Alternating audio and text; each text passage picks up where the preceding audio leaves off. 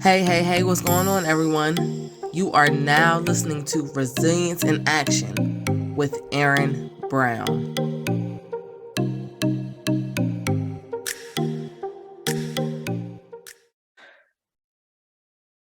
Hello, everyone. This is a solo episode of Resilience in Action, so I will not keep you long. But before we get into the meat and potatoes of this episode, I want to do a check-in with you all because there's been a lot going on over the past few days here in America. And I want to make sure that regardless of where you fall on the political spectrum, that you are taking care of yourself. Your mental health, your emotional state is very, very critical, very important. This is a time that you can find yourself spiraling, and I would love to be the one to say, hey, you are all right, you are loved, and you will be taken care of. Okay?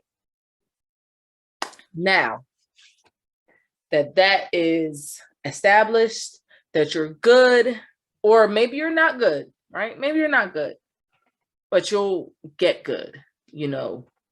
We will be as great as we've ever been. Right now, not so much, but keep pressing on. We'll get there. All right. Just make sure you're taking care of yourself.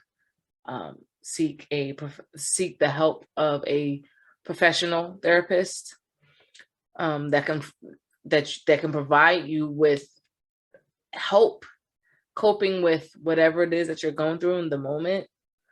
And make sure you are reaching out to your support system and making sure that you have and you surround yourself with people that you can lean on in your time of need. Okay. So just to jump right in, right? 3 ways to strengthen your resilience. Listen, like I said, there is a lot going on. There has been a lot going on in my life, just in particular. Like I turned 34 a couple weeks ago.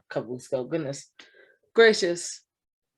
I turned 34 last Tuesday. So it was lit, cheers.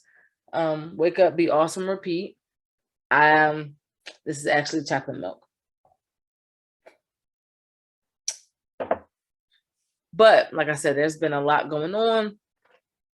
So I want to focus on really, really highlighting resiliency, what that looks like, and what you can do to strengthen your resilience, right? First thing I want you to do is to practice self-awareness. It's gonna be a fun episode.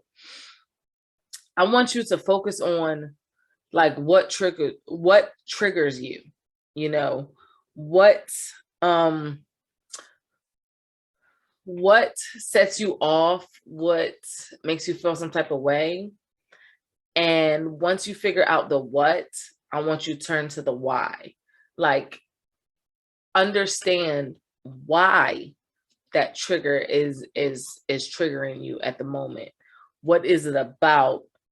Who is triggering you, and why are they triggering you? But having a self-awareness of being able to feel your buttons being pressed. I didn't want to keep saying trigger. Feel your buttons being pressed and being able to step back, breathe, and create a plan of navigation to get through the situation, right? Whether it's at work, whether it's home, wherever you are, what is it that's bothering you and why is it bothering you? Once you figure those two out, it'll be a little easier for you to develop that plan, that action plan, that GPS, your navigation system, to navigate through the situation in the best and most effective and efficient way. All right. Number 2, I want you to challenge yourself. Okay. Challenge yourself. Earlier this month, I was going to say this year. Earlier this month, my wife decided, hey, I want to try something new. She went whitewater rafting with her family. I had to work that day. That would have been like the funny, maybe one day when I get better with editing and adding all that stuff. But I had to work that day. So she thought it was a great idea to say, hey, babe, for your birthday, we're going to go whitewater rafting.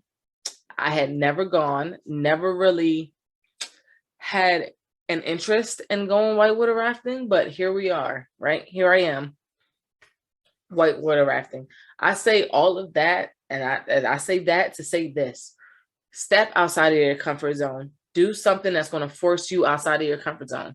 It doesn't have to be as big as whitewater rafting, because listen, it's life. Maybe that type of opportunity won't arise, or whatever the case may be. I don't want you to go out here thinking you got to conquer the world, or you got to just do something grand. It can be something as simple as taking a different route to work. You're literally just changing the way your mind processes certain things. Like, okay, it's good to have a routine, but sometimes it's good to switch that routine up, right? Add a little spiciness, a little zest to it. That is why we're challenging ourselves. It's like rewiring your hard drive, because our hard drives, it does everything repetitively. Okay. So what you want to do is spice it up, go a different way home. If you always have pancakes in the morning, throw some waffles in the mix. Like, I'm telling you, step outside of your comfort zone. And that's so tiny, that's so small, and it's so minute. But the thing that what I want you to do is I want you to get those reps in. So when an opportunity like skydiving or whitewater rafting comes along, you are more inclined to do that, to step outside of that comfort zone, because you've been building up that resilience, building up your confidence this entire time with your little adjustments that you've been making along the way. So number 2, challenge yourself. Okay. Hey, y'all. Listen, it is time for some action. If you are enjoying the content that you've been listening to, I need you to rate and review. That's it. That's all. Make sure you go to wherever you're listening to this podcast and rate and review it for us. We appreciate you so much. Let's get back to some resilience. Number 3, this is probably the hardest thing that I'm going to tell you to do, right? Number 3, feel your feelings. I know, easier said than done.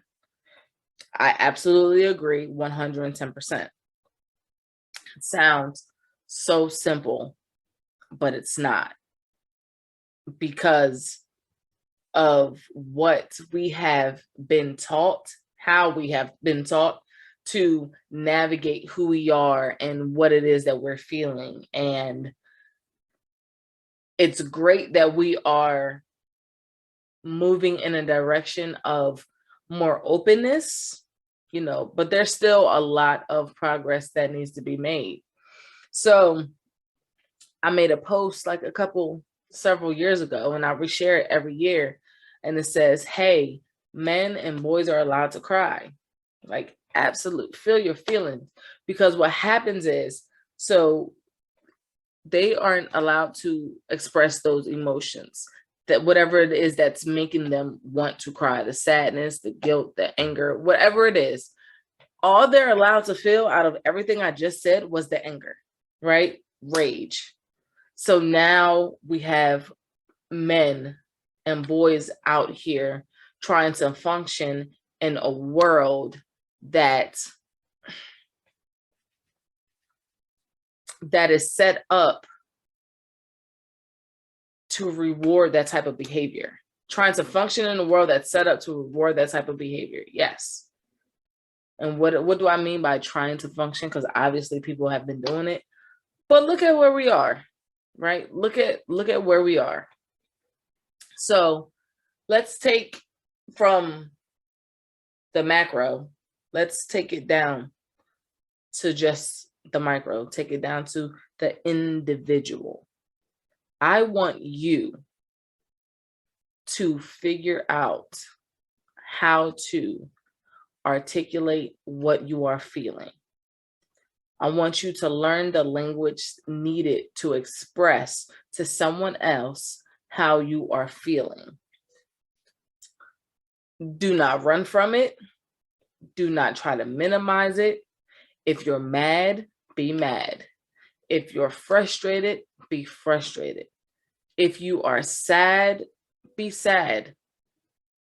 I'm not telling you to drown in your feelings, but I absolutely need you and I encourage you to feel them and stop, because that's the only way we can stop the stigma of what we are and aren't allowed to feel. Like, we have a lot of emotions and we go through a lot of emotions throughout the course of our days, and only not even a quarter of the emotions that we feel throughout the day can be described, well, not described, can be properly articulated, right? We don't know the language to use. So that's where things get choppy. That's where things get messy. So I encourage you to do some research, feel your feelings.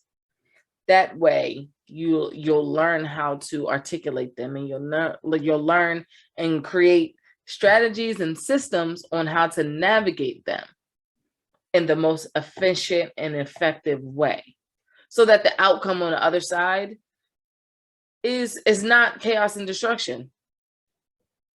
And that's like plain and simple.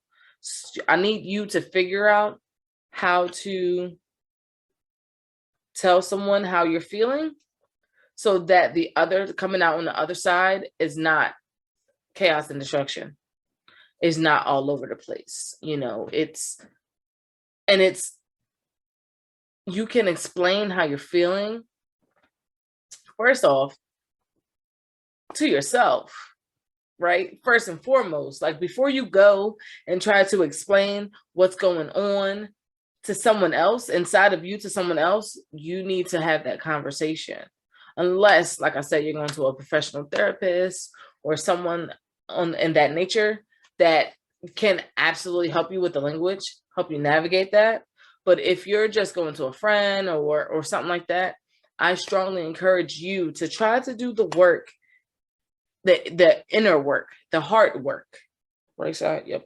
The heart work first. It's hard work and it's heart work. Either way, hands got to get dirty. We're going to cry. We're going to, probably bleed. We're going to sweat. It's going to be hot. Like, it's going to be uncomfortable. But we have to figure out how to have the greatest human experience. And that's what Resilience in Action with Erin Brown, that's what we are striving to do. We strive to provide you with tips and tricks and systems and stories and strategies on navigating this thing we call life, in order to have a greater human experience every day. So when you have a greater human experience, that's going to allow everyone else around you, other people, to have a greater human experience. And then it will just trickle out from there. But to wrap it all up, wrap it all together, the 3 ways to strengthen your resilience is to practice self-awareness. Remember, figure out what it is that's triggering you, who is triggering you, why it's triggering you, and then you'll be able to develop a plan to navigate that. Challenge yourself. Step outside of your comfort zone, because that's where your growth lies. We can stay comfortable and play small all of our lives, but in order to have a greater human experience, you have to step out of your comfort zone. So challenge yourself. And it doesn't have to be a huge, something as small as taking a different direction to work or driving a different way home. Number 3, feel your feelings. I want you to deep dive, learn about your feelings, learn about all the feelings that are out there in the world.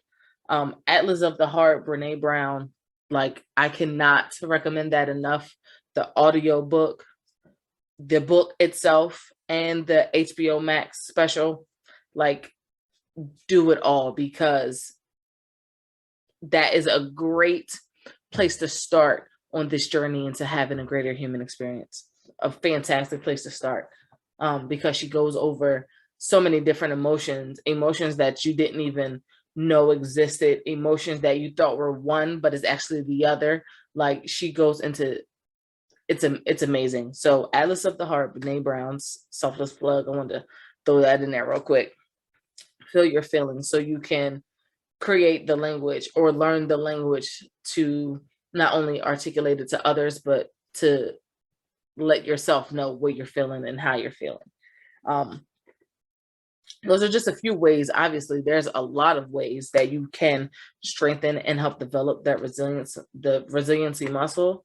But those are just a few that I wanted to share with you. Thank you all for hanging out today, and we will talk soon.